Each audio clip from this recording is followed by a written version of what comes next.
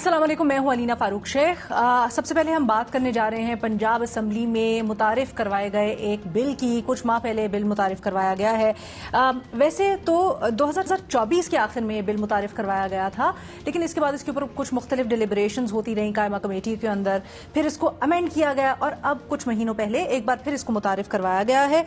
और इस बिल में है कि जी एंटी टेररिज्म एक्ट जो मौजूद है, यानी इंसदाद दहशतगर्दी का जो एक्ट है, उसमें मजीद तरमीम का कहा गया है। इस तरमीम के तहत अगर किसी केस के अंदर जो केस से मुतल्लिक अफराद हैं, यानी जजेस, मुआविनीन, प्रोसिक्यूटर्स, पुलिस अफराद या फिर जैसे गवाह वगैरह होते हैं, उनको स्पेशल या गैर मामूली तहफ़्फ़ुज़ की ज़रूरत है, स्पेशल प्रोटेक्शन की, एक्स्ट्रॉर्डनरी प्रोटेक्शन की ज़रूरत है, तो इस ऐसे केस को एक स्पेशल जो जज हैं वो स्पेशल सिक्योरिटी केस करार दे सकते हैं। जो वजारत है वो इसको स्पेशल सिक्योरिटी केस जब करार देगी तो उसके बाद बड़े खुफिया अंदाज में सारी की सारी इस केस की प्रोसीडिंग्स चल सकती हैं और किसी को पता नहीं होगा जज कौन है, मुतल्लिका अफराद कौन है इस केस में, यहाँ तक कि किसने केस दायर किया है, कौन इसमें पेश होगा, सब कुछ प्रोटेक्टेड होगा, सब कुछ खुफिया रखा जाएगा।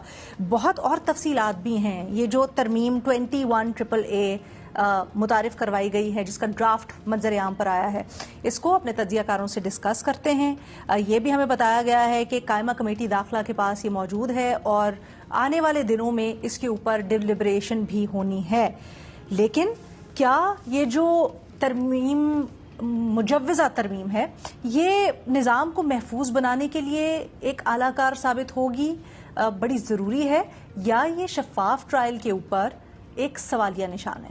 इसके ऊपर सबसे पहले बात करते हैं, जिसके लिए हमें ज्वाइन कर रही हैं रीमा उमर साहबा, उमर चीमा साहब, इरशाद भट्टी साहब, सलीम साफ़ी साहब भी हमारे साथ मौजूद हैं। उमर चीमा साहब, आपसे गुफ्तगू का आगाज़ करते हैं। सर, आपका टेक अवे क्या है इसके ऊपर? क्या ये एक प्रोटेक्शन का बायस बनेगा स्पेशल केसेस के लिए, या फिर आप समझते हैं कि मौजूदा निज़ाम के अंदर ये प्रॉब्लमैटिक भी हो सकता है, शफाफ ट्रायल के ऊपर सवालिया निशान है?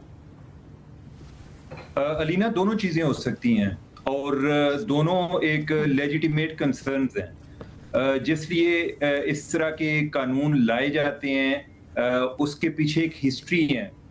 लोग इस मामले में गवाह के तौर पे पेश नहीं होते। जजेस जो हैं वो इस तरह के केसेस सुनते नहीं हैं, या अगर सुने तो उनके दिल ही दिल में ख्वाहिश होती है कि किसी तरह जो एक्यूज है या जो इसमें टेररिस्ट है, इसके लिए हम कोई गुंजाइश पैदा कर सकें ताकि हमारी अपनी जिंदगी की भी गुंजाइश निकल आए।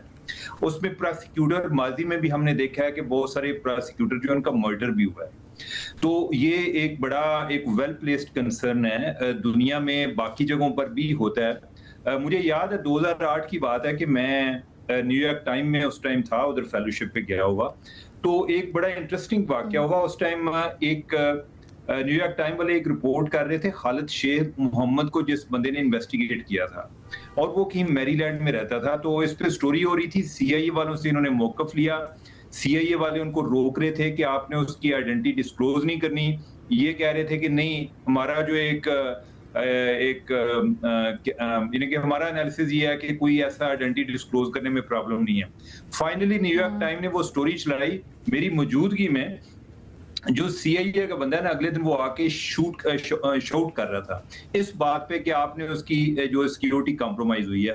तो ये कंसर्न पाए जाते हैं। हमारे यहाँ तो परवाह ही नहीं होती ना। हम तो जो लोग जैसे हम टीवी पर बैठे हुए हैं या जो बाहर बैठे हुए हैं, हमें नहीं पता चलता, लेकिन जो लोग इस तरह के मामलात में गवाह के तौर पे पेश हो रहे होते हैं, वो बहुत ज्यादा एक हॉरिफाइड होते हैं, कंसर्न्ड होते हैं कि उनकी जान का क्या बनेगा। लोग उनको थ्रेट कर रहे होते हैं। जजेस की भी यही सूरत हाल है, प्रोसिक्यूशन की भी यही सूरत हाल है। और इसी तरह का एक और चीज जो अभी बलूचिस्तान में मुतारफ पहले से हो चुकी है, आई डोंट नो कि उसका इधर इतना जिक्र नहीं हुआ।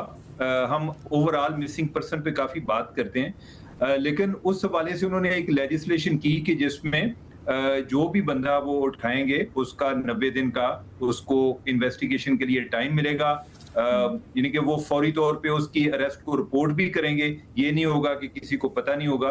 लेकिन जो हमारे रेलेवेंट डिस्कशन है इस हवाले से, उसमें यह है कि जो जज جس کی تعیناتی ہوگی کیس کی، اس کے حوالے سے صرف چیف جسٹس کو پتا ہوگا، یعنی کہ اس کی سیکیورٹی کے پیش نظر کہ کسی اور کو یہ بھی نہیں پتا ہوگا، یعنی کہ وہ فیس لیس کورٹس کا جو سسٹم ہے یا جو پراسیکیوشن کے حوالے سے ہے یا جو وٹنسز ہیں ان کے حوالے سے، یعنی کہ ان کی پروٹیکشن کا ارینجمنٹ کیا گیا ہے. تو یہ کنسرن تو بڑا جینون ہے. اب اگر کوئی یہ کہے کہ اس کا مس یوز نہیں ہو سکتا، یہ غلط بات ہے.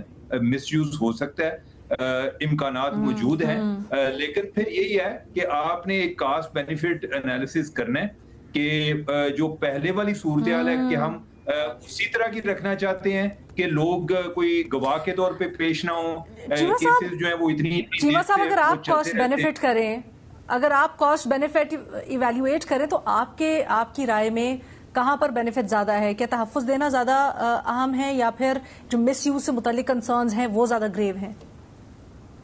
میں علینا اس کو اس طرح سے دیکھتا ہوں کہ ابھی مس یوز نہیں ہو رہا، ابھی بھی مس یوز ہو رہا ہے نا. یعنی کہ اگر آپ دیکھیں کہ جو سسپیکٹ ٹیررسٹ ہیں وہ بھی لوگوں کو کس طریقے سے پریشان کر رہے ہیں، ہراس کر رہے ہیں. تو آئیڈیل سچویشن تو کبھی نہیں ہوگی کہ جس میں آپ کہیں کہ صرف 100% بینیفٹ ہے. لیکن میرا خیال ہے کہ اگر کسی کو فیصلہ کرنا پڑے تو وہ اسی طرح کا فیصلہ ہوگا کہ جس میں آپ کو کوئی اگر سولوشن تلاش کرتے ہیں تو کوائٹ لائکلی کہ یہ 50-50 ہو، کوائٹ لائکلی کہ کوئی 70-30 ہو. I don't know، وقت بتائے گا، لیکن یہ ہے کہ یہ چیزیں ایگزسٹ کرتی ہیں. لیکن آپ کے خیال میں اس کے بینیفٹس، ہاں اس کے لحاظ سے جو پروٹیکشن پرووائڈ کرنے کے لحاظ سے بینیفٹس زیادہ ہیں، میس یوز کے اوپر کنسرنز ہیں، لیکن ٹھیک ہے. ارشاد بھٹی صاحب آپ کی کیا رائے ہے؟ کیا اس کے اندر جب دیکھا جائے اس کو تو تحفظ کے حوالے سے جو شکیں لکھی گئی ہیں وہ زیادہ اہم ہیں؟ کیا یہ ہونا چاہیے یا آپ کے خیال میں یہ ایک سوال ہوگا؟ میڈم شیخ، پہلی بات تو یہ ہے کہ موجودہ حکومت کا جو ٹریک ریکارڈ ہے وہ بہت برا ہے، آئین سازی کے حوالے سے اور قانون سازی کے حوالے سے. کوئی بھی آئینی ترمیم اور کوئی بھی قانونی ترمیم جو ہو چکی ہے، مجھے بتائیں کہ اس میں سے کون سی ایسی ہے جو عوام کے لیے ہوئی ہو اور جس سے عوام کو فائدہ پہنچا ہو. 26ویں آئینی ترمیم کو لے لیں، 27ویں آئینی ترمیم کو لے لیں، نیب ترمیموں کو لے لیں، الیکشن ایکٹ ترمیموں کو لے لیں، پیکا کو لے لیں اور جلسہ جلوس قانون سازیوں کو لے لیں. تو ایک اس کا جو ٹریک ریکارڈ ہے وہ ذاتی مفادات پر مبنی ہوتا ہے، سیاسی مخالفین کو دیوار میں چنوانے والا ہوتا ہے اور ذاتی فائدوں بھرا ہوتا ہے. دوسرا، ابھی ہاں خریدا ہے جہاز سرکار کا، اللہ کا شکر ہے کہ وہ جو ہیبچول آفینڈر بل جو ہے وہ رک گیا ہے، اور اس کے لیے ملک احمد صاحب کا شکریہ کہ وہ رک گیا ہے، ورنہ جو وہ آنے والا تھا وہ خوفناک بل وہ بھی آپ کے سامنے ہے. پھر جس طرح اس ملک میں دہشت گردی کے پرچے کاٹے جاتے ہیں سیاسی مخالفین پر، اور جس طرح دہشت گردی کے مقدمے چلائے جاتے ہیں وہ بھی آپ کے سامنے ہے. اور مجھے یاد آ رہا ہے چودھری شجاعت صاحب کی کتاب یاد آ رہی ہے. چودھری شجاعت صاحب نے نواز شریف صاحب جب وزیر اعظم تھے تو ان کو روکا تھا، انہوں نے یہ انسداد دہشت گردی کی عدالتیں بنائی تھی، تو وہ روک رہے تھے کہ یہ نہ کریں، یہ ہمیں بھگتنا پڑے گا، اور پھر نواز شریف صاحب نے وہی عدالت بھگتی. تو اب یہ جو اگلی ایکسٹریم تک پہنچ گئے ہیں، مطلب یہ جو مسودہ ہے، مجوزہ بل ہے، 20 گریڈ کا ایک افسر جو یہ طے کرے گا کہ یہ کیس اسپیشل سیکیورٹی کیس ہے، مطلب یہ دہشت گردی کیس ہے، اور الحمدللہ اس افسر کا بھی کسی کو کچھ پتہ نہیں ہوگا. اور وہ پھر جو جج سنے گا اس جج کا بھی کوئی پتہ نہیں ہے، پھر جو سرکاری وکیل ہوگا اس کا بھی کوئی پتہ نہیں ہے، پھر جو تفتیشی پولیس افسر ہوں گے ان کا بھی کوئی پتہ نہیں ہے، پھر جو گواہ ہوں گے ان کا بھی کوئی پتہ نہیں ہے، پھر جو ملزم کی طرف سے وکیل ہوگا اس کا بھی کوئی پتہ نہیں ہے، یعنی دفاعی وکیل، پھر جو عدالتی سٹاف ہے اس کا بھی کوئی پتہ نہیں ہے. جیل ٹرائل بھی ہو سکتا ہے، آڈیو ویڈیو ٹرائل بھی ہو سکتا ہے، اور آواز تبدیل کرنے والی ٹیکنالوجی بھی استعمال ہو سکتی ہے، اور پھر صحافی بھی نہیں ہوں گے، ان کو بھی نہیں پتہ ہوگا.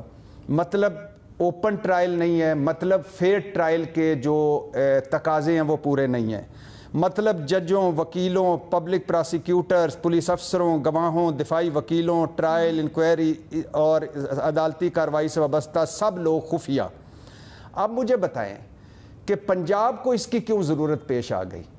اللہ کا شکر ہے کہ پنجاب میں دہشت گردی اتنی نہیں ہے، اللہ کا شکر ہے پنجاب محفوظ رہے، اور پنجاب کو کیا کس کرائسس کا سامنا ہے کہ وہ یہ سارے اتنے ایک خفیہ قسم کا بل لے کے آئیں اور ایک خوفناک قسم کا مسودہ یا مجوزہ بل لے کر آئیں، کیوں، کس وجہ سے؟ تو میں تو اس کے بالکل حق میں نہیں ہوں۔ ہمارے جیسے ملکوں میں اکثر قوانین بھی بدنیتی سے بنائے جاتے ہیں اور ان کا مس یوز بہت ہوتا ہے، اور جو اچھے قوانین بنے ان کا بھی مس یوز ہوتا ہے۔ یہ تو ایسے قوانین ہیں کہ جس کا مس یوز ہونا بڑا ہی اوپن ہے اور اوپن اینڈ شٹ قسم کا ہے کہ یہ مس یوز ہو سکتا ہے۔ تو آپ جب فیئر ٹرائل نہیں دیتے، جب آپ اتنا خفیہ رکھتے ہیں، اور جب ایک افسر کی ثوابدید پہ ہوگا کہ وہ ڈکلیئر کرے گا 20 گریڈ کا افسر جو حکومت کا ہی افسر ہے کہ یہ اسپیشل کیس ہے، اور پھر وہ صرف chief justice Lahore high court کو رسپانسیبل ہوگا یا ان کو بتائے گا، تو باقی سب کچھ خفیہ ہے۔ تو میں تو اس کے بالکل حق میں نہیں ہوں، اسے رکنا چاہیے، اور اس کو اگر کوئی بہت ہی ایمرجنسی ہے تو اس کو اور مزید بہتر کیا جائے، کم از کم کچھ فیئر ٹرائل کے تقاضے پورے کیے جائیں۔ آپ جج خفیہ رکھ سکتے ہیں، آپ کچھ ایک دو اور چیزیں خفیہ رکھ سکتے ہیں، آپ نے تو بالکل اس طرح کر دیا ہے۔ اس سے تو بہت اچھا ہے کہ آپ بندہ ڈکلیئر کر لیں، اس کو سزا سنا دے، ایک دن اس کو بتا دیں جیل میں یا حراست میں کہ آپ کو سزا۔ سے پوچھ بھی لیتے ہیں نا کہ دنیا میں بیسٹ پریکٹسز کیا ہیں، کس طرح سے ہوتا ہے، کیا کون سے قوانین پروٹیکشن سے متعلق اچھے ہیں نہیں ہیں، کیونکہ قائمہ کمیٹیوں کے پاس ہے تو آئی ایم شیور ڈیلیبریشن ہوگی، اس کانورسیشن سے بھی کمیٹیز بڑا فائدہ اٹھا سکیں گی۔ بٹ سلیم صافی صاحب، ابھی تک جو ڈرافٹ سامنے آیا ہے، آؤٹ لک اگر اس کی دیکھیں، آپ کے کیا کنسرنز ہیں اور آپ کیا سمجھتے ہیں؟ کیا خدشات اس سے متعلق زیادہ ہیں یا پھر جو تحفظ یہ فراہم کر رہا ہے وہ زیادہ ضروری ہے؟ دیکھیے، ایک حقیقت تو بہرحال ہمارے سامنے ہے کہ عدالتی نظام ہمارا دو چیزوں کا باعث بن رہا ہے، اس کا ناقص ہونا۔ ایک اس چیز کا مسنگ پرسن کا، جب آپ پوچھتے ہیں کہ کیوں لوگوں کو مسنگ بنایا جاتا ہے تو جواب یہی ملتا ہے کہ جی عدالتوں سے سزائیں نہیں ملتی۔ اور دوسرا، آپ دیکھیں کہ پاکستان میں اگر 80,000 شہادتیں ہوئی ہیں تو 800 لوگ بھی کنوکٹ نہیں ہوئے ہیں، حالانکہ ہر واقعے کے بعد ہم دیکھتے ہیں کہ لوگ گرفتار ہوئے اور سینکڑوں کی تعداد میں ہوئے مختلف ملٹری آپریشنوں میں، لیکن عدالتوں سے سزائیں وہ نہ ہونے کے برابر ہیں، کیونکہ عدالتوں میں بہرحال خوف بھی ہوتا ہے، جج بھی خوف کا شکار ہو سکتا ہے، اسی طرح جو پروزیکیوٹر ہے اور گواہی کے لیے بھی کوئی نہیں آتا۔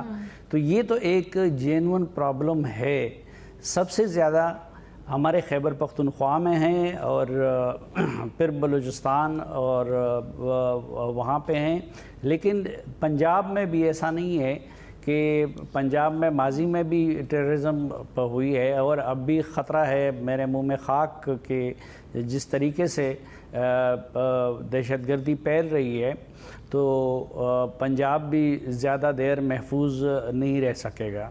تو یہ اس کا تو کوئی نہ کوئی حل تو ہونا چاہیے کہ جج کے خوف کو کس طرح ختم کیا جائے، پروزیکیوٹر کے خوف کو کس طرح ختم کیا جائے، گواہوں کے خوف کو کس طرح ختم کیا جائے، اور جو دہشت گردی کا ملزم ہو اس کو سزا کیسے ملے۔ باہر کی مہذب دنیا میں اس کی اور یورپی ممالک میں اور وہاں پہ اس کی مثالیں موجود ہیں کہ جج نظر نہ آئیں اور مختلف طریقے لوگوں نے نکالے ہوئے ہیں۔ ریما بہتر بتا سکیں گی اس سلسلے میں ہمیں۔ لیکن دوسرا، اس کے ساتھ ساتھ یہ بھی ایک تلخ حقیقت ہے کہ پاکستان میں قوانین کو مس یوز کیا جاتا ہے۔ مثلاً اب انسداد دہشت گردی کا قانون ہے تو یہاں معمولی وہ جو جرم بھی نہیں ہوتے، جلسہ جلوس کرنے پہ بھی لوگوں کے خلاف وہ انسداد دہشت گردی کے پرچے کاٹ دیے جاتے ہیں۔ تو ظاہر ہے کہ یہ بھی حکومت کے ہاتھ میں ایک ہتھیار آ جائے گا، اور اگر وہ مس یوز کرنا چاہیں گے تو جس کے خلاف چاہیں اپنے سیاسی مخالفین کے خلاف تو اس کو استعمال کر سکیں گے۔ تو میرے خیال میں بہتر یہی ہے کہ اس قانون میں یہ گنجائش نکالی جائے اور اس کو اس چیز سے مشروط کیا جائے کہ اس کو سیاسی مخالفین یا ان لوگوں کو کے خلاف اپنے مخالفین کے خلاف استعمال نہیں کیا جائے گا اور صرف دہشت گردی کے سنگین مقدمات میں ملوث لوگوں کے خلاف استعمال کیا جائے گا، تو اس صورت میں پھر یہ قابل قبول ہو سکتا ہے۔ ریما، آپ ہمیں تھوڑا سا بتائیے گا ورلڈ ویو اس کے اوپر کیا ہے، دنیا میں بیسٹ پریکٹسز کیا ہیں، کیا نظائر ملتی ہیں ہمیں، تحفظ جو متعلقہ افراد ہوتے ہیں کیس میں ان کے تحفظ سے متعلق یا ان کی پروٹیکشن سے متعلق، اور پھر پاکستان کے حالات و واقعات میں اگر ہم اس قانون کو دیکھتے ہیں تو وہ کیا ہمیں ابھی چیزیں انشور کرنے کی ضرورت ہے تاکہ یہ بھی انشور ہو کہ تحفظ بھی ملے بٹ شفاف ٹرائل سے متعلق جو کنسرنز یہاں پہ اٹھائے جا رہے ہیں ان کا بھی ازالہ ہو سکے؟ جی شکریہ لینا۔ پہلے تو ایک پازیٹیو پہلو، اور پازیٹیو پہلو یہ ہے کہ اکثر ہم سنتے ہیں کہ اگر کسی کو دہشت گرد کہہ دیا جائے ریاست کی طرف سے، وہ اکیوز نہیں رہتا، وہ دہشت گرد ہی تصور ہوتا ہے۔ تو پھر بہت سے لوگ ہیں وہ کہتے ہیں ان کا انکاؤنٹر کر دو، ان کا ماورائے عدالت قتل کر دو، انہیں جبری طور پہ گمشدہ کر دو۔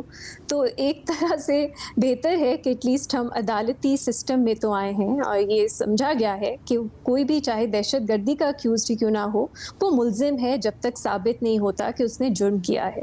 کیونکہ میں نے دیکھا ہے بہت سے لوگ تو کہتے ہیں کہ آپ کو ضرورت ہی نہیں ہے کسی ٹرائل کی، کیونکہ اگر آپ نے کہہ دیا ہے ریاست نے یہ دہشت گرد ہے، ریاست کیوں جھوٹ بولے گی، تو انہیں آپ قتل ہی کر دو۔ سی سی ڈی کا کتنا ہم دفاع سنتے ہیں پورے ملک میں، اس شعبے بھی سنتے ہیں، تو یہ ایک خوشائن بات ہے۔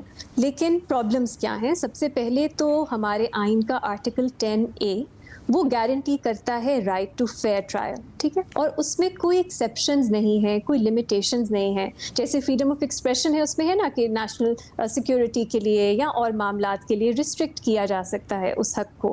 فیئر ٹرائل میں اس طرح کی کوئی ایکسیپشنز نہیں ہے۔ تو یہ ہمارا آئین کہتا ہے کہ ہر شخص کو ایک کرمنل ٹرائل میں ایک فیئر ٹرائل ملے گا۔ تو یہ تو ہم سب مانتے ہیں، میرا خیال ہے جو دفاع بھی کریں گے اس قانون کا، کہ فیئر ٹرائل تو نہیں مل رہا۔ اگر پورے کا پورا سسٹم خفیہ ہوگا، جج سے لے کے وٹنسز سے لے کے پروسیکیوٹر سے لے کے کون فیصلہ کر رہا ہے کہ یہ ہائی سیکیورٹی کیس ہے، سب خفیہ ہوگا، تو فیئر ٹرائل تو نہیں ملے گا۔ کیونکہ اکثر مسئلہ یہ ہوتا ہے کہ آپ کے جو ڈیفینس کاؤنسل ہیں وہ صحیح طرح کراس ایگزامینیشن نہیں کر سکتے، اور پبلک یا کوئی بھی اور شخص اس کیس کو دیکھ نہیں سکتا، تو یہ فیصلہ نہیں ہو سکتا کہ کیا فیئر ٹرائل ہوا، کس طرح پروسیڈنگز ہوئیں، کیا اکیوزڈ کے جو رائٹس ہیں وہ پروٹیکٹ کیے گئے۔ تو اگر ہر چیز خفیہ ہے تو فیئر ٹرائل تو نہیں ہے، تو یہ ہمارے آئین کے تو خلاف ہے، میرے خیال یہ مان لیں۔ دوسری چیز آپ نے پوچھی کہ کیا پھر بھی پاکستان کے کانٹیکسٹ میں یہ ضروری ہے کہ نہیں، میں ہم سب کی توجہ، ہماری آڈینس کی توجہ ابھی جو ہمارا اینٹی ٹیررزم ایکٹ ہے اس کی شک 21 پہ دلوانا چاہوں گی۔ وہ آلریڈی کہتا ہے کہ پروٹیکشن ٹو ججز، counsel, public prosecutor, witnesses and persons concerned with the court proceedings, وہ پوری ریاست جو ہے اس کی ذمہ داری ہے کہ وہ پرووائڈ کرے، اور اس میں بہت سے سیف گارڈز ہیں لینا جو دیے گئے ہیں۔ یہ بھی کہا گیا ہے کہ آرمڈ فورسز کی اگر ضرورت پڑے کہ وہ تحفظ دیں تو وہ بھی تحفظ دیں، اور بہت کچھ ہے، میں اس میں ڈیٹیل میں نہیں جانا چاہتی، بٹ میرا سب سے پہلا سوال تو یہ ہوگا کہ پنجاب حکومت ہمیں یہ بتائے کہ یہ سیکشن 21 ناکافی کیوں ہے۔ Why is it insufficient کہ آپ کو مزید 21AAA لانے کی ضرورت پڑ رہی ہے؟ کچھ تو ہمیں رپورٹ بتائیں کہ کیا مسائل پیش آتے ہیں کہ آپ ان پروویژنس کو امپلیمنٹ نہیں کر سکتے۔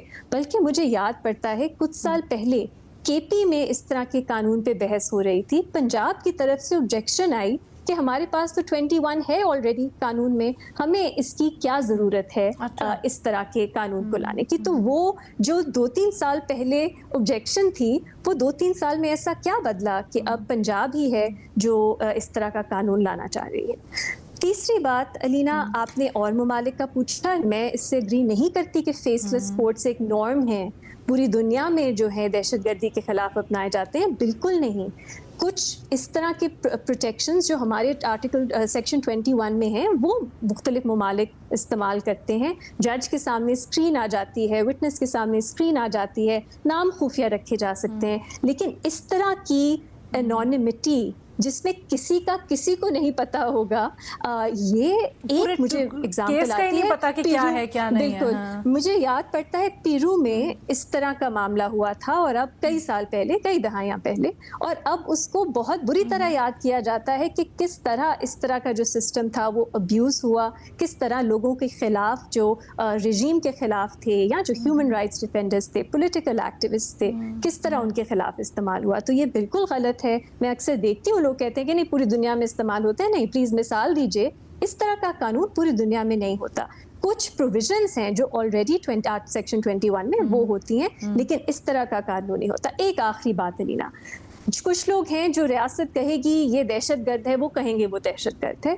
कुछ लोग हैं जिसमें मैं अपने आप को भी गिनती हूँ, मेरे लिए सच जानना ज़्यादा ज़रूरी है कि एक्चुअली एविडेंस क्या है, एक्चुअली वो शख्स किस चीज़ में मुलव्विस है, उन पे जुर्म क्या साबित हुआ है। मेरे लिए ये जानना बहुत ज़रूरी है, और ख़ास तौर पे कुछ सेंसिटिव मामलात होते हैं जिसके साथ पूरी आइडियोलॉजीज़ लिंक्ड होती हैं, मूवमेंट्स लिंक्ड होती हैं।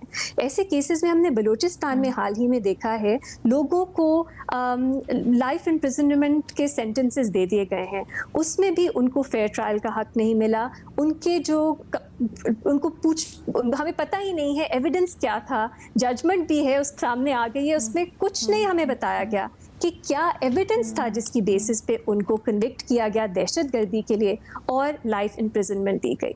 अब मुझ जैसे लोगों के लिए तो ये मजीद सवाल ही पैदा करता है कि अगर आपने जस्टिस आपकी एक ऑब्जेक्टिव है, ट्रूथ उसका एक एसेंशियल कंपोनेंट है, हकायक जाने बगैर आप जस्टिस की तरफ तो जा ही नहीं सकते।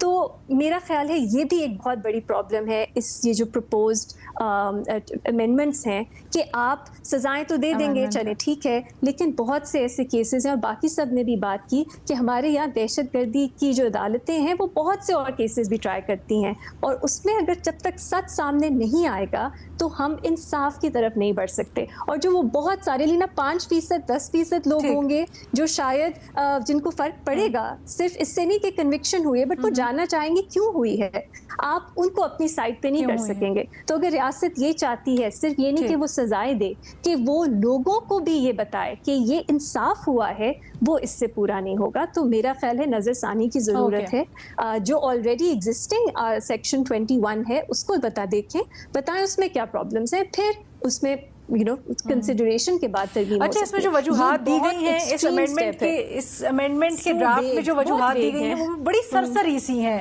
एग्जैक्टली, वो बड़ी सरसरी सी हैं, उसमें कोई उसमें डिटेल नहीं दी गई कि एग्जैक्ट क्या वजूहात हैं। उमर चीमा साहब, ये जो रीमा ने कानूनी पर्सपेक्टिव या इसका वर्ल्ड व्यू दिया, इसके बाद कोई मजीद नुकात है जो आप ऐड करना चाहते हैं? मेरे ख्याल है कि इस पे ना एक स्टडी की भी जरूरत है कि जब ये लॉ एग्जिस्ट नहीं कर रहा था तो कितने केसेस हैं कि जिधर मिसकैरेज ऑफ जस्टिस हुआ है। इसलिए हुआ है कि गवाह पेश नहीं हुए, जजेस जो हैं वो खौफजदा थे। इस पर कितनी बात हुई है, या इस पे जो ह्यूमन राइट ऑर्गेनाइजेशंस हैं उन्होंने क्या सोल्यूशन दिया है। दूसरा, मुझे एक केस याद आ रहा है, अगरचे थोड़ा सा पुराना है, लेकिन ये है कि हमारी गुफ्तगू से वो बड़ा रेलेवेंट है। एक सेक्टेरियन लीडर थे और उन पर इल्ज़ाम था कि उन्होंने कोई 100 से ज़्यादा कत्ल किए हुए हैं। तकरीबन कुछ 10-12 साल वो जेल में रहे। कोई 72 के करीब जजेस और जो प्रोसिक्यूटर्स हैं उन्होंने इन राइटिंग दरखास्तें दी थी कि हमें इस केस से अलग किया जाए, हम ये केस सुनने को तैयार नहीं है। उस केस में जो विटनेसेस थे, ना सिर्फ कि उनको कत्ल किया गया बल्कि उनके रिश्तेदारों को भी कत्ल किया गया।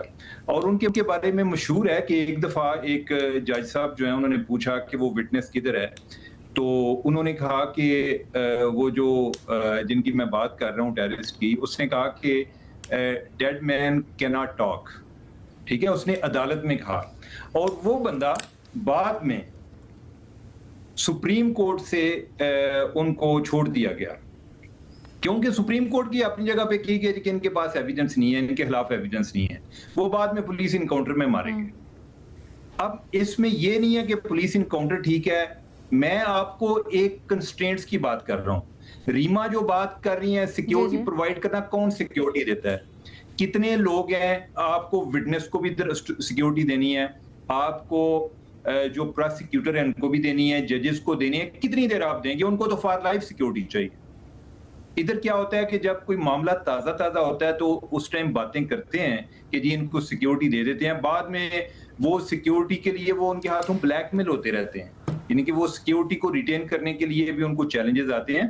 تو یہ ایسی کو آئیڈیل سچویشن ہے نہیں, ٹھیک ہے. میں آپ کو یہی بات کہہ رہا ہوں کہ اس کے کافی چانسز ہیں کہ یہ قانون بھی مس یوز ہوگا, لیکن اس کا یہ مطلب نہیں ہے کہ اس کی ضرورت بھی نہیں ہے. یعنی کہ میں نے آپ کو وہ بھی ایگزامپلز دی ہیں کہ کس طرح سے چیمہ صاحب ایگزیکٹلی یہی ڈیبیٹ ہے نا. ایک منٹ چیمہ صاحب, ایگزیکٹلی یہی ڈیبیٹ ہے, ہم یہی ایویلیویٹ کر رہے ہیں. لیکن ریما کا موقف یہ ہے کہ اس طرح کا جو بلینک, ایک تو پہلے سے کچھ تحفظ موجود ہے سیکشن 21 میں, دوسرا یہ جو بلینکٹ ایک دیا گیا ہے خفیہ ٹرائل کا.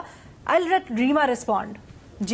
جی علینا, میرا خیال ہے یہ بہت پاپولر بات ہے. کون اس سے انکار کرے گا, جی کون اس سے انکار کرے گا کہ ہمارے ملک میں سیکیورٹی کے مسائل نہیں ہیں. میں نے اس پہ خود کام کیا ہے کہ دہشت گردی کی جو عدالتیں ہیں کس طرح وہاں پہ ججز فیئر میں کام کرتے ہیں, وٹنسز جو ہیں وہ ڈرتے ہیں اپنی گواہی دینے سے. سو یہ بات نہیں ہے کہ کوئی اس پہ بات نہیں کرتا, اس پہ بہت سی رپورٹس ہیں آپ کو مل جائیں گی, ریکمنڈیشنز بھی مل جائیں گی. لیکن میرا خیال ہے پلیز سیکشن 12 کو پڑھ لیجئے, 21 کو. اس میں یہ بھی لکھا ہے کہ ٹرائل جیل پریمیسز میں ہو سکے گا, ویڈیو لنک میں ہو سکے گا, اسکرینز استعمال کی جا سکیں گی ٹو شیلڈ وٹنسز, ججز, پروسیکیوٹرز. بہت سا اور بھی پروٹیکشنز ہیں جو اس میں دی گئی ہیں. کیا یہ امپلیمنٹ ہوئی ہیں؟ اگر یہ امپلیمنٹ نہیں ہوئی تو کس کی ذمہ داری بنتی ہے, اور کیا پرابلمس تھیں جو امپلیمنٹ نہیں ہو پائیں؟ کیا گورنمنٹ کی طرف سے یا ہمیں جنہوں نے یہ بل پرپوز کیا ہے ان کی طرف سے ان سوالات کے جواب ملے ہیں؟ ہم لوگ بہت جلدی ایک ایکسٹریم سلیوشن کی طرف پہنچ جاتے ہیں. پہلے جو مسئلہ ہے, جو ایگزسٹنگ اس کے اوپر قوانین, پالیسیز موجود ہیں, اس کا تو جائزہ لیں کہ کہاں وہ فیل کی, پھر آپ ایک اور سٹیپ اپنا بہتر طرح سے لے سکیں گے. پلیز سیکشن 21 کو پڑھ لیں, اس میں جو آپ کو ضرورت ہے سیف گارڈز کی وہ موجود ہیں. وہ ہم اگر ان پہ ہی عمل درآمد ہو جائے گا تو جو مسائل عمر نے پوائنٹ آؤٹ کیے ہیں بالکل وہ ایگزسٹ کرتے ہیں, کون ڈینائی کرے گا, وہ کافی حد تک ریزالو ہو سکیں گے. لیکن ایٹ دا سیم ٹائم ہم نے یہ بھی دیکھنا ہے کہ کیا ہم صحیح ڈائریکشن میں جا رہے ہیں کہ نہیں. ایسا کیوں ہے کہ ہم فیئر ٹرائل ختم کر دو, انکاؤنٹرز کر دو, ورنہ ہمارے بہت مسئلے علینا, یہاں صرف دہشت گردی کے کیسز نہیں, یہاں گینگ وائلنس میں بھی کس طرح سے ہم نے دیکھا ہے جو انفلوئنشل لوگ ہوتے ہیں وہ ڈراتے ہیں, دھمکاتے ہیں. سیکشول وائلنس کے کیسز میں بھی ہوتا ہے. ہر کیس یہاں پہ تو پھر ہمارا ملک ایسا ہے جہاں لوگ گھبراتے ہیں, ڈرتے ہیں, فیملی والے ڈرتے ہیں, خواتین ڈرتی ہیں, بچے ڈرتے ہیں. پھر آپ پورے ملک کو ایک سیکیورٹی, لیکن اس کا سدباب یا اس کی پروٹیکشن کا طریقہ کار وہ نہیں ہے جو یہ 21AA میں تجویز کیا جا رہا ہے. بالکل, تو میں وہی کہہ رہی ہوں کہ ہمیں اوور آل اس ملک کو, ملک کے کانٹیکٹ سب واقف ہیں, لیکن جو ہم سولوشن اڈاپٹ کرتے ہیں اس کو, اس کے فنڈامنٹلز ٹھیک ہے ریما, بڑی ڈیٹیل میں آپ نے بتا دیا. ٹھیک ہے, اوکے. کنکلوڈ دس ڈیبیٹ آن عمر چیمہ صاحب کی اس کے اوپر یہ رائے ہے کہ وہ سمجھتے ہیں کہ جو زمینی حقائق ہیں اس کو دیکھتے ہوئے تحفظ فراہم کرنا زیادہ ضروری ہے. ان کو اس میں قباحت نہیں لگتی, سمجھتے ہیں کہ شاید ایک دو چیزوں کو اگر ریویو کیا جائے, ٹویک کیا جائے تو اس میں کوئی مسئلہ نہیں ہے, لیکن اوور آل جو ترمیم ہے مجوزہ اس میں کوئی قباحت نہیں ہے. لیکن ہمارے پینلسٹ کی اکثریت ریما عمر صاحبہ, ارشاد بھٹی صاحب اور سلیم صافی صاحب سمجھتے ہیں کہ اس سے فیئر ٹرائل متاثر بھی ہو سکتا ہے. اور آگے بڑھ کر ریما نے یہ بھی ایکسپلین کیا کہ یہ جو 21AA جو مجوزہ ترمیم ہے, اس کے اندر جس طرح سے ایک بلینکٹ خفیہ ٹرائل کی بات ہو رہی ہے وہ بڑا پرابلمٹک ہے. ایک ہم یہ امید کرتے ہیں کہ جب کمیٹی میں ڈیلیبریٹ کیا جائے گا اس کے اوپر تو ریویو ہوگا, یہ جو ساری یہاں پر کانورسیشن ہے اس سے بھی فائدہ اٹھایا جائے گا. اور پھر ایک چھوٹی سی آبزرویشن یہ بھی کہ اس وقت پنجاب میں کمیٹیز میں کوئی اپوزیشن نہیں ہے, کیونکہ آپ کو یاد ہے جب کچھ عرصہ پہلے وہ معاملہ ہوا تھا تو اس کے بعد پنجاب میں اپوزیشن یعنی PTI کی جماعتوں نے استعفیٰ دے دیا تھا کمیٹیز سے. سو اب دیکھتے ہیں کہ کیا جو حکومتی ممبران کمیٹی کے اندر وہ اس کا نوٹ لیتے ہیں نہیں لیتے, کیونکہ بار تو اس وقت انہی کے اوپر ہے. ود دیٹ آئی تھنک ایک بریک لیتے ہیں, چھوٹی سی بریک کے بعد واپس آتے ہیں دوسرے ایشو کے ساتھ. ایران امریکہ معاملات کہاں جا رہے ہیں, a more insight یا in depth look on it after the break. Welcome back. Iran और अमेरिका के दरमियान सूरत हाल इंतहाई तशवीशनाक। एक तरफ तो अमेरिका ईरान के ऊपर हमले कर रहा है, ईरान जवाबी हमलों में खलीजी ममालिक को निशाना बना रहा है। अब डेवलपमेंट ये कि गुज़श्ता रोज़ अमरीकी सदर ने ऐलान किया कि वो हॉर्मुज़ की नाकाबंदी करने जा रहा है। आपको पता है ईरान तो इससे मुतल्लिक पहले ही जो कार्गो शिप्स गुजर रहे हैं उसके ऊपर तहफ़्फ़ुज़ात का इजहार भी कर चुका है, कतरी शिप्स को निशाना भी बनाया। लेकिन अब ये जो सूरत हाल है जहाँ पर अमेरिका दोबारा नाकाबंदी कर रहा है, इस बड़ी एस्केलेटेड सूरत हाल है, इसमें मामलात से क्या एक्सपेक्ट किया जाए? और सवाल कुछ बड़ा यूँ है कि ईरान की मौजूदा हिकमत अमली फ़ायदेमंद है या नुकसानदेह है? सलीम साफ़ी साहब, आपकी क्या राय है? ये बड़ी बदकिस्मती की बात है कि बड़ी कोशिशों के बाद और ख़ुसूसन पाकिस्तान ने उसके लिए बड़े जतन किए थे कि एक MOU तक दोनों ममालिक पहुँचे थे, और फिर उसमें ये भी ऑब्वियस था, हर बंदे को समझ आ रही थी कि उसमें फ़ायदा वो ईरान का है। ईरान को उसमें बहुत कुछ मिला था, हाल के लिहाज से भी और फ्यूचर के लिहाज से भी, लेकिन उसके मुकाबले में अमेरिका को कुछ ख़ास नहीं मिला था। तो मेरे ख़्याल में ईरान को बहुत ज़्यादा मुहतात रहना चाहिए था कि ये MOU ना टूटे और उस पर अमल दरामद हो। लेकिन बदकिस्मती से ईरान की तरफ से सऊदी अरब और कतर के शिप्स को निशाना बनाया गया, और उसकी वजह से वो भी डोनाल्ड ट्रंप है, उनके मूड का भी कुछ पता नहीं चलता, वो भी तेश में आ गए। तो जवाब में उन्होंने भी ईरान के ख़िलाफ़ कार्रवाई की, और फिर वो जो चक्कर था दोबारा शुरू हो गया कि ईरान की तरफ से जो GCC कंट्रीज़ है उनके ख़िलाफ़ हमलों का आगाज़ कर दिया गया। और अब डोनाल्ड ट्रंप की तरफ से ये कहा गया है कि कल गालिबान 15 तारीख़ को है, तो 15 तारीख़ की रात 1 बजे से वो दोबारा नाकाबंदी स्ट्रेट ऑफ हॉर्मुज़ की शुरू कर देंगे। और इससे पहले ईरान ये कह रहा है कि आप ओमान की साइड को भी इस्तेमाल नहीं कर सकते, ओमान के साइड के पानी को भी इस्तेमाल नहीं कर सकते, क्योंकि कतर और सऊदी अरब के जो 2 शिप्स जा रहे थे, या कल UAE के 2 शिप्स को निशाना बनाया गया है, तो वो ओमान के साइड से जा रहे थे। लेकिन ईरान अब ये कहता है कि पूरा अपना हॉर्मुज़ जो है उस पे उसका कंट्रोल होना चाहिए, और जो कोई भी इस रूट को इस्तेमाल करेगा तो उसकी मर्ज़ी से करेगा। तो ये बड़ी बदकिस्मती की बात है। और इस मरतबा न सिर्फ ये कि ईरान ने शुरू में ये धमकी दी है कि जंग पूरे ख़ित्ते में फैलेगा, तो यमन में जो एक्टिविटीज़ हो रही हैं और यमन की तरफ से जो मिसाइल फायर किए गए सऊदी अरब की तरफ, तो वो और भी बदकिस्मती की बात है, क्योंकि अभी तक तो सऊदी अरब उसी तरह मेरे ख़्याल में ईरान के ख़िलाफ़ कार्रवाई के लिए सऊदी सरज़मीन इस्तेमाल नहीं हुई थी, लेकिन अभी से सऊदी अरब को भी उसमें फ़रीक बनाने की कोशिश की गई। तो अगर ये मामला इसी तरह आगे बढ़ता है और गल्फ़ स्टेट्स की तरफ से भी रिएक्शन आता है, तो वो नहायत अफसोसनाक होगा उम्मत मुस्लिमा के लिए, और उसका अंजाम किसी के लिए भी अच्छा नहीं होगा। काश कुछ हो जाए और सेंस प्रिवेल कर जाए और दोबारा उस MOU की तरफ ये दोनों ममालिक चले जाएं और हतमी मुआहदे के लिए मुज़ाकरात करें।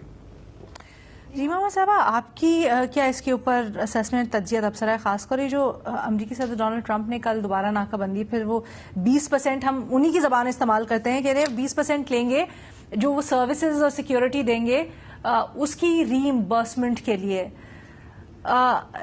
ये अमेरिकी सदर की तरफ से ऐलान, और अगर ऐसा होता है ये एग्जैक्टली क्या बताता है या क्या कहता है उस माहौल में जहां पर पहले ही ईरान की फीस चार्ज करने की बातों के ऊपर सवाल उठाया जा रहा था, हिकमत अमली के ऊपर सवाल उठाया जा रहा था? बिल्कुल अलीना, कभी कभी मैं सोचती हूँ कि जब अमेरिका जो है वो एक ग्लोबल बुली है, ईरान बनना चाह रहा है एक रीजनल बुली, یہ ہم کہہ سکتے ہیں میرا خیال ہے. لیکن ایران پہ بہت زیادہ ہم تنقید کرتے ہیں کہ انٹرنیشنل لا کیا کہتا ہے, اسٹریٹ آف ہارموز جو ہے ایران کس حد تک اس پہ کنٹرول کر سکتا ہے یا ٹولز لے سکتا ہے. ہم نے ایک طرح سے جو گلوبل بلی ہے امریکہ جو بھی کہتا ہے ہم کہتے ہیں تو ٹرمپ ہیں. ابھی جو انہوں نے بات کی ہے اس کی کیا قانونی فاؤنڈیشن ہے, اس کی کیا مطلب یہ کیا ویلیڈیٹی ہے, اس کی کچھ بھی نہیں ہے. لیکن ہم امریکہ کی جو کانڈکٹ ہوتا ہے اس کو انٹرنیشنل لا پھر کوئی اگر بات کرے ہم کہتے ہیں نہیں ہمیں تو پتہ ہے, وہاں تو پاور اسپیکس, وہ تو طاقت کے زور پہ اپنی بات منواتے ہیں, تو لا کی کیا ہی بات کرنی, اس کی کوئی اہمیت نہیں ہے. لیکن جو چھوٹا فریق ہے یہاں پہ ان پہ ہم زیادہ قانون کی بات کرتے ہیں. تو مجھے یہ انٹرسٹنگ ایک کمپیریزن لگتا ہے کیونکہ جو ڈونلڈ ٹرمپ نے بات کی وہ تو کلیئرلی ان لافل ہے. اب آپ کا جو سوال ہے کہ ایران کی حکمت عملی, دیکھیں جو شروع سے ایران جو اپنی نیبرنگ سٹیٹس پہ اٹیک کر رہا ہے اس کا کوئی جنگ میں بھی اس کا کوئی جواز نہیں جب تک یہ وہ پروو نہ کریں کہ وہ امریکہ کی یا اسرائیل کی مدد کر رہے ہیں ایران کے جو اٹیکس ہو رہے ہیں اس پہ. اسٹریٹجی ان کی شاید سکسیزفل ہو یہ تاکہ اوور آل ایک پریشر بڑھے یا دنیا میں جو اکانومی ہے اس پہ امپیکٹ ہو, لیکن یہ اگر آپ قانونی طور پہ دیکھیں یہ درست نہیں ہے. اس کے علاوہ پہلے بھی میں نے بات کی تھی, مجھے ایسا لگتا ہے کہ MOU کی جو امپلیمنٹیشن ہے امریکہ کی طرف سے بھی اس میں کوئی مجھے اچھی نیت نظر نہیں آ رہی تھی. اگر آپ بائی لیٹر نا تو بائی اسپرٹ جو ایک چیز اکنالج کی گئی تھی اس MOU میں کہ ٹیمپرریلی ایران کا کنٹرول رہے گا اسٹریٹ آف ہارموز پہ, اس کے خلاف وہ بائی پاس کرنا چاہ رہے تھے. لیکن کیا شپس پہ اٹیک کر کے ایران نے درست اس کا قدم تھا, میں اس سے بھی اگری نہیں کرتی. لیکن اس کا مطلب یہ نہیں ہے کہ ایران نے MOU کی خلاف ورزی پہلے کی میری نظر میں. تو یہ ایک بہت پیچیدہ معاملہ ہے. اگر آپ قانونی طور پہ دیکھیں تو ہمیں پورے معاملے کا جائزہ لینا پڑے گا. اس میں میں صرف ایران پہ فوکس نہیں کروں گی کہ وہ قانون بین الاقوامی قوانین کی خلاف ورزی کر رہا ہے. اس کی شروعات تو امریکہ نے کی تھی یہ جنگ شروع کر کے. تو اوور آل پھر ہمیں دیکھنا چاہیے. اور اسٹریٹجکلی اگر دیکھا جائے مجھے ایٹ لیسٹ, اینڈ اگین میں اس کی سبجیکٹ کی ماہر نہیں ہوں, مجھے لگتا ہے کہ ایران اب بہت زیادہ اینیمیز بنا رہا ہے ریجن میں جو اس کے لیے شاید آگے جا کے مسائل کریٹ کرے. کیونکہ میں اب دیکھ رہی ہوں جو معاملہ ہے یہ آؤٹ آف ہینڈ بالکل نہ چلا جائے. پہلے سعودی عربیہ نے, قطر نے ایران کے ساتھ مطلب کافی حد تک میڈیشن کی کوشش کی تھی, چیزیں بہتر کرنے کی کوشش کی تھی. اب ایران انہیں آئسولیٹ نہ کرے, میری تو یہی امید ہوگی کیونکہ اکیلا ایران امریکہ کے سامنے شاید نہیں کھڑا ہو سکتا. تو وہ کیا سوچ رہے ہیں. لیکن دوسری طرف بھی الینا جو امریکہ اور اسرائیل کرنا چاہ رہے ہیں اس کے خلاف بہتر کیا ہے, مطلب ہم کیا ایڈوائز کر سکتے ہیں ایران کو, کیونکہ سفر تو سب سے زیادہ انہوں نے کرنا ہے کہ اگر امریکہ اچھی نیت کے ساتھ نہیں کچھ کرتا. اس MOU میں بھی لکھا ہے نا کہ جو فروزن فنڈز ہیں ایران کے وہ واپس کیے جائیں گے. ہم نے اس میں کوئی نہیں دیکھا کہ اس میں کوئی پیش رفت ہوئی ہو. تو امریکہ کی طرف سے بھی وہ کانفیڈنس بلڈنگ میجرز نہیں ہم نے دیکھے. سو کمپلیکیٹڈ سچویشن ہے. میرے پاس کوئی اس پہ حتمی رائے نہیں ہے, لیکن کچھ چیزیں ہیں جس کی ایران پہ آپ تنقید کر سکتے ہیں. اتنی ٹینس صورتحال, پھر اس میں معاملہ یہ بھی ہوتا ہے نا کہ ٹھیک ہے, ایک تو اتنی ٹینس صورتحال اس کے اندر یہ بھی ہے کہ ایک موو میٹر کرتا ہے, پھر درمیان میں جو دیگر فیکٹرز یا ویریبلز انوالو ہو رہے ہیں. عمر چیمہ صاحب, اب جیسے ادھر سعودی عرب کے اوپر یمنی حوثیوں کا حملہ, اس کو کس طرح سے ایویلیویٹ یا اینالائز کر رہے ہیں آپ؟ یمنی حوثیوں کا اس ساری سچویشن میں سعودی عرب کے اوپر حملہ کیا دوبارہ جنگ بھڑکانے کی ایک سازش ہو سکتی ہے, یا اس کی کیا اہمیت ہے سارے کے سارے جو محاذ چھڑا ہوا ہے اس کے اندر؟ جو آپ حوثیوں کی بات کر رہی ہیں یہ کون ہے؟ الٹیمیٹلی یہ بھی تو ایران کی پراکسیز ہے نا. یعنی کہ وہ چیز آپ ذرا امیجن کریں, اگر ہم اپنے کانٹیکسٹ میں دیکھیں تو ہم کافی دیر اپنی ریاست کو اس بات پہ کنڈیم کرتے رہے ہیں کہ ہم نے private militia, non state actors, زیادہ تر یہ کوئی کشمیر کے حوالے سے ہوتے تھے یا افغانستان کے حوالے سے. لیکن ایران کا دیکھیں, یعنی کہ ان کے مقابلے میں ہم تو بڑا ہمبل فیل کرتے ہیں کہ انہوں نے ہر طرف اپنی پراکسیز جو ہیں وہ قائم کی ہوئی ہیں, ان کو ڈپلائی کیا ہوا ہے. جو ریما بات کر رہی تھی گلوبل بولی کی, ریجنل بولی کی, آپ یہی دیکھیں کہ الٹیمیٹلی بعض اوقات یہ طے کرنا مشکل ہوتا ہے کہ کس کی سائیڈ لی جائے. کہ ایک گلوبل بلی ہے اور دوسرا جو ریجنل بلی ہے اس کی بھی ڈیزائر وہی ہے. یہ نہیں ہے کہ وہ کوئی ایک قانون کی حکمرانی چاہتا ہے, یعنی کہ وہ کوئی رول آف گیم پہ کوئی اصرار کر رہا ہے, یعنی کہ وہ ریجن میں جو کچھ ہو سکتا ہے وہی کر رہے ہیں. ایک بک ہے ایران کے بارے میں, ایک ایران کے ہی ایک آتھر ہے, انہوں نے لکھی ہوئی ہے ٹیمپریچر رائزنگ.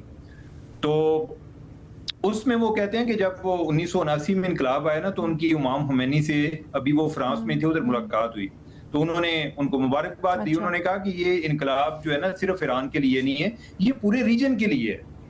تو جو عرب ان کی وجہ سے سفر کر رہے ہیں, یا جو ہم الزام عربوں پر بھی لگاتے ہیں کہ ادھر انہوں نے امریکن ٹروپس کو کیوں آنے دیا, تو اس کی بھی آپ ہسٹری دیکھیں تو وہ دو بندوں سے خوفزدہ تھے. ایک وہ صدام سے خوفزدہ تھے, جب اس نے کویت پر اٹیک کیا تو انہیں لگا کہ نیکسٹ جو ہے وہ کسی کی بھی باری ہو سکتی ہے. دوسرا انہیں ایران سے خطرہ تھا, اور ایران نے بھی بار بار ان کو ریمائنڈ کرایا, ویلیڈیٹ کیا کہ آپ کے خدشات جو ہیں وہ درست ہیں, کوئی غلط نہیں ہے. تو اوورآل ایران کا اگر اپنے ارد گرد کو دیکھیں تو کسی کے ساتھ کوئی اچھے تعلقات نہیں ہیں. اب جو ان کا نئے ہرمز پر ایشو ہے, ڈونلڈ ٹرمپ جو ہے وہ تو ایک انٹرنیشنل بلی ہے. اب اگر ایران کا دیکھ لیں, ان کی بھی یہ خواہش ہے کہ کسی نہ کسی طریقے سے اپنے رویے سے لکھا کے یا ایکشن کے ذریعے یہ ثابت کریں, یا ایک لوگوں کا ذہن سازی کر دیں کہ یہ جو ایک ہم خیال کیا جاتا ہے کہ یہ ایک انٹرنیشنل واٹرز ہے, نہیں, یہ ہمارے واٹرز ہیں, یعنی کہ ادھر سے گزرنے والے جو بھی ہیں وہ ہم پر ڈیپینڈنٹ ہو گئے. اور انہوں نے اس پہ عمان کو بھی ساتھ ملایا. عمان نے پہلے ہاں بھر دی, پھر اس نے ٹرمپ نے کوئی ایک دھمکی میں ٹویٹ کیا, پھر وہ وڈرا کر گئے, پھر انہوں نے کہا کہ نہیں اس طرح سے تو نہیں ہونا چاہیے, ہمیں ٹول ٹیکس تو نہیں لینا چاہیے, لیکن چلیں ادھر کوئی صفائی وغیرہ کا اور ہم کوئی ایک گلہ رکھ دیتے ہیں, کوئی نہیں کہ کسی کی مرضی ہے, کوئی دے دے کوئی نہ دے, ان کی مرضی ہے, تو وہ کرنا وہی چاہتے ہیں. اب جو ٹرمپ ہے یہ جوابی طور پہ یہ کر رہا ہے کہ جی اب باقی جو ہے ان کو کسی کو نہیں دینا پڑے گا, ایران یا ایران کے جو کسٹمرز ہیں ان کو پیسے دینے پڑیں گے. تو میں اس سارے عمل کو یہی سمجھتا ہوں کہ جیسے نا یہ اب مذاکرات ہو رہے ہیں وہ مسل پاور کے ذریعے ایک دوسرے کی وہ چیک کر رہے ہیں کہ کس کے پاس زیادہ پاور ہے. جب ان کو اندازہ ہو جائے گا تو پھر ہمارا رول شروع ہو جائے گا جی کہ آئیں جو دوبارہ مذاکرات کرائیں. ادروائز ہمارے کہنے سے یا یہ جنگیں جو ہیں یہ اخلاقیات پر نہیں چلتی. اچھا, ہم بھٹی صاحب کے پاس چلتے ہیں. بھٹی صاحب, آپ کا کیا اسیسمنٹ ہے ساری سچویشن پہ؟ میڈم شیخ, پہلی بات تو یہ ہے کہ بد نصیبی اور بدقسمتی سے پورے خطے میں اس وقت جنگ پھیل چکی ہے. امریکہ ایران محاذ, اسرائیل لبنان محاذ, حوثی اور سعودیہ محاذ, اور جو وقفے سے امریکہ اور ایران کے ایک دوسرے پر وار ہو رہے ہیں. امریکہ ایران میں یوں سمجھ لیں کہ باقاعدہ جنگ چھڑ چکی ہے, اور باقاعدہ جنگ کس طرح چھڑ چکی ہے کہ ٹرمپ صاحب نے وہ تیل پر جو پابندی اٹھائی تھی وہ واپس لے لی ہے, اور کہا ہے کوئی منجمد اثاثے نہیں ملیں گے, جو ایران کے فریز اثاثے ہیں وہ نہیں ملیں گے. ٹرمپ صاحب نے ایران کے ساحلی علاقوں کی ناکہ بندی کر دی ہے پھر سے, پہلے بھی 3 مہینے رکھی تھی. اب نئے ہرمز بند کر دی ہے ایران نے. تیل کی قیمتیں $85 فی بیرل سے تجاوز کر گئی ہیں, اور ایران نے اسلام آباد MOU خاتمے کا اعلان کر دیا ہے. انہوں نے کہا کہ اب نو مور اسلام آباد MOU. اور یہ جو پورے خطے میں جو پہلے ہم ایک محاذ کو دیکھ رہے تھے اب 3 محاذ ہو گئے ہیں, تو یہ بد نصیبی ہے, بدقسمتی کی بات ہے. لیکن میں حیران ہوتا ہوں سن کر بہت ساری باتیں کہ ایک تو کہ یہ اس میں کوئی ایران کا کردار ہے. ایران کا بھائی کیا کردار ہے اس میں؟ ایران کیا کر رہا ہے اس میں؟ ابھی ہمارے اسی پروگرام میں ڈسکس ہوا کہ وہ اس کی بیکڈ پراکسی ہے, وہ اس کی بیکڈ پراکسی ہے, اور وہ اس کی بیکڈ پراکسی ہے, اور سب سے زیادہ پراکسیز اسرائیل کی ہیں. اسرائیل کے پاس جوہری پروگرام بھی ہے. اسرائیل جو کچھ کر چکا ہے اس خطے میں وہ بھی سب کو پتہ ہے, تو اس کو سب جائز ہے. لیکن باقی کوئی ملک اگر کوئی اس پر کوئی اس طرح کا الزام بھی لگے تو اس کو تباہ کر دو. پھر یہ کون سا قانون اجازت دیتا ہے کہ آپ کسی ملک میں آ کر ان کی پوری مرکزی قیادت کو شہید کر دیں؟ اور پھر یہ کون سا قانون اجازت دیتا ہے کہ آپ اقوام متحدہ, نیٹو, یورپ سب کو ایک طرف رکھیں اور آپ جو ایک معاہدہ ہوا تھا اس کو یک طرفہ طور پر ختم کریں اور آ کے حملہ کر دیں؟ پھر یہ کون سا قانون اجازت دیتا ہے کہ آپ 2 مرتبہ جب مذاکرات ہو رہے ہیں مذاکرات سے اٹھ کر حملہ کر دیں؟ پھر یہ کون سا قانون اجازت دیتا ہے کہ مفاہمتی یادداشت پر دستخط ہو چکے تھے اور وہ بھی آپ کہیں کہ نہیں ہمیں وہ بھی منظور نہیں ہے؟ ایک 80 سال کا شخص جو امریکہ کا صدر ہے، یہ اس کی ثواب دید ہے، پوری دنیا اس کی مرضی سے چلے گی، اور اگر پوری دنیا اس کی مرضی سے چلنا ہے تو پھر تو یہی ہونا ہے جو ہو رہا ہے۔ وینزویلا اور اس کی صدر اور اس کی بیگم کا کیا قصور تھا؟ کیوبا کا کیا قصور ہے؟ گرین لینڈ کا کیا قصور ہے؟ کینیڈا کا کیا قصور ہے؟ یہ ٹیرف کیوں لگ رہے ہیں؟ یہ تارکین وطن کے جو امریکہ میں ان کے بچے علیحدہ، والدین علیحدہ، وہ قوانین کیوں آ رہے ہیں؟ ساری جگہ ایران ہے۔ تو یہ اس ایک شخص کی وجہ سے یہ سب کچھ ہو رہا ہے، اور اس کا نام صدر ٹرمپ ہے، اور جب تک یہ شخص موجود ہے امریکی کرسی صدارت پر یہ ایسا ہی چلے گا۔ اور 2-3 باتیں صرف کرنا چاہوں گا۔ پہلی بات تو یہ کہ لبنان میں 20% علاقہ اسرائیل نے قبضہ کر لیا ہے، 12 لاکھ لبنانیوں کو نکال دیا جنوبی لبنان سے۔ صرف 2-3 جملے، اور اس میں کیا، اس میں بھی ایران شامل ہے؟ اور مجھے بتائیے کہ جو 3,500 لبنانی شہید کر دیے یا مار دیے وہ بھی شامل ہے، اور وہ کدھر ہے ٹرمپ کا پیس آف بورڈ؟ اور غزہ میں 2,500 خلاف ورزیاں کر چکا ہے اسرائیل جنگ پیس کی یا جنگ بندی کی۔ تو آخر کا کلام کی جی جلدی سے کہ ایران کھڑا ہوا ہے، ایران کو کھڑا نہیں کہ ایران کوئی کمزور ہو گیا، ایران کھڑا ہوا ہے۔ اور یاد رکھیں یہ گریٹر اسرائیل کی جنگ ہے، لبنان دیکھ لیں، غزہ دیکھ لیں، ایران دیکھ لیں، یہ ایران کے تیل اور گیس پر قبضہ کرنے کی جنگ ہے، اور یہ مسجد اقصی سے تابوت سکینہ تک کی جنگ ہے، اور اس کی ایک واحد وجہ ہے وہ امریکہ ہے، اور ایک ہی بلی ہے وہ امریکہ ہے، اور ایک ہی ہے جو پوری دنیا میں وہ یہ کر رہا ہے۔ سارا الزام ایران اب کیا کرے، کیا کرے؟ اس کے احساس سے منجمد 45-47 سال سے پابندیاں، پوری مرکزی قیادت آپ نے شہید کر دی، اور اس کے بعد آپ جا چاہتے ہیں حملہ کر دیتے ہیں۔ یا اوکے بھٹی صاحب، وہ نقطہ یہ ہے کہ آپ بے شک جو بات کر رہے ہیں ایک بڑے براڈ فریم میں وہ بالکل درست ہے۔ امریکہ اسرائیل جو کر رہا ہے اس سے بالکل انکار، جو ظلم اور جارحیت کر رہا ہے اس سے بالکل انکار نہیں کیا جا سکتا، لیکن یہ جو اس وقت نقطہ ہے یا ہم جو سوال ایٹ لیسٹ پوچھ رہے ہیں، اور ماہرین جن کے اوپر آپ نے پوائنٹ آؤٹ کیا جو ایران کی حکمت عملی کے اوپر سوال اٹھاتے ہیں، وہ یہ پوائنٹ آگے رکھتے ہیں کہ جب MOU ہو گیا، امریکہ مجبور ہو کر پیچھے ہٹ گیا، حملے بند ہو گئے، تو اس کے بعد ایران کی حکمت عملی جہاں اس نے جہازوں کے اوپر فائر کیا، بات چیت ہو رہی تھی، ان چینلز کے اوپر سوالیہ نشان لگ گیا، وہ بند ہونا اور اب جو آگے ہو رہا ہے سخت موقف، کیا وہ درست ہے یا نہیں ہے؟ آپ کو اس کے اوپر ایک موقف ہو سکتا ہے، اور بالکل ہم نے وہ ایکسیپٹ کیا۔ اچھا جی، جاتے جاتے سلیم صافی صاحب ایک چیز بتا جائیے گا سر، ابھی ہم یہاں پہ بڑا امپورٹنٹ اس کا ایلیمنٹ ڈسکس کر رہے تھے جو حوثیوں والا ہے۔ سمپلی پٹ سر، کیا یہ جو اسکلیشن ہے یہ باب المندب کے اوپر کوئی گز ڈال سکتی ہے، یا باب المندب کے اوپر بھی کلیشز ہو سکتے ہیں، یا وہاں پر کوئی سچویشن کریٹ ہو سکتی ہے کہ ایک طرف سے ہارموز کے اوپر معاملہ، دوسری طرف سے یہاں پر بھی ایسکلیشن ہو؟ دیکھیے، پچھلے وار کے دوران بھی اور MOU سے پہلے بھی بار بار یہ دھمکی ایران کی طرف سے دی جاتی رہی کہ وہ باب المندب کو بھی بند کر سکتے ہیں اور بند کروا سکتے ہیں، کیونکہ خود تو انہوں نے نہیں کرنا ہوگا، حوثیوں کے ذریعے ہی کروانا ہوگا۔ اور اس مرتبہ بھی وہ یہ دھمکی دے چکے ہیں کہ یہ جو رستہ ہے اس کو وہ حوثیوں کے ذریعے وہ بند کرائیں گے۔ لیکن یہ ایک چیز کو سمجھنے سے ہم بھی قاصر ہیں کہ جس کی طرف چیمہ صاحب نے اشارہ کیا کہ پہلے پاکستان نے جب پراکسی پالے ہوئے تھے تو وہ کوئی کسی برے مقصد کے لیے نہیں تھے۔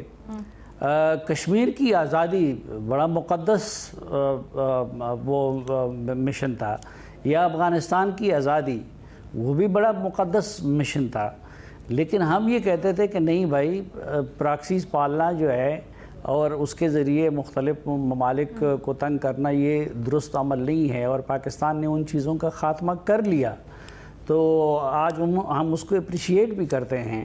تو جب پاکستان کی پراکسیاں ٹھیک نہیں تھی تو پھر ایران کی پراکسیاں وہ ٹھیک کیسے ہو سکتی ہیں؟ مثلا وہ حوثی ہو، وہ کوئی دوسرا ہو، کوئی تیسرا ہو۔ اور ایک اور نقطہ بھی اس کو سمجھنے سے ہم قاصر ہیں کہ دیکھیں، وہ تو ہم سب مسلمان ہیں، اور پچھلے 3-4 مہینے یہاں پہ بیٹھ کے ہم نے مسلسل امریکہ ہی پہ تبارہ کیا ہے، امریکہ کے ظالم ہونے، جارے ہونے، اور اس میں تو کوئی دوسرا سوال نہیں ہے، اس کی تفصیلات ہی ہم بیان کرتے رہے اس پورے عرصے میں، لیکن ہم دوسرے کو ایک بھائی کی حیثیت سے بھی کبھی کبھار تو نصیحت کر سکتے ہیں نا، ان کو متوجہ کر سکتے ہیں نا۔ مثلاً اب لبنان ایک دوسرا ملک ہے، اس کا اپنا صدر ہے، اپنا وزیر اعظم ہے، اپنا ان کا نظام ہے، تو مجھے کیا اختیار حاصل ہے کہ میں ان کے بیہاف پہ وہ امریکہ کے ساتھ یا کسی اور کے ساتھ ڈیل کروں، جس طرح کسی اور کو یہ اختیار نہیں ہے کہ وہ ایران کے بیہاف پہ وہ امریکہ کے ساتھ یا پاکستان کے ساتھ یا کسی اور کے ساتھ ڈیل کرے۔ تو انہی اصولوں کے تحت تو پھر کسی اور کو یہ اختیار نہیں ملنا چاہیے کہ وہ لبنان کے بیہاف پہ ڈیل کرے دنیا کے ساتھ۔ سر آلسو بڑی سچویشن کمپلیکیٹڈ بھی بنا دیتا ہے نا، جیسے ابھی ہم باب المندب کی اگر یہ معاملات اس طرف یا خدشات جیسے پائے جا رہے ہیں کہ وہاں پر بھی ایسکلیشن ہو سکتی ہے یا امکانات ہیں، تو کیا پاکستان سعودی عرب کے ساتھ جو معاہدہ ہے اس کے نتیجے میں براہ راست پھر انوالو ہو سکتا ہے؟ کیا شکل نکلتی ہے؟ آلریڈی بڑے کمپلیکیٹڈ معاملے کے اندر صورتحال اور گمبھیر ہو گئی ہے، بٹ ہمارے تجزیہ کاروں کی آپ نے اس کے اوپر رائے جانی، بٹی ہوئی رائے ہے۔